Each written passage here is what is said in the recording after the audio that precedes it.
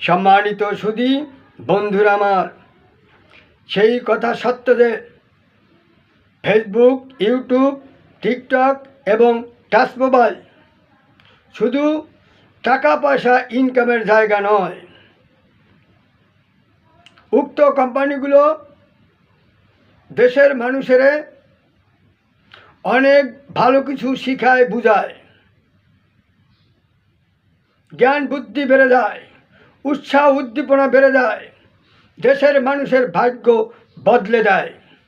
তাই আসুন উক্ত কোম্পানিগুলোকে স্যালুট জানাই আমরা সবাই।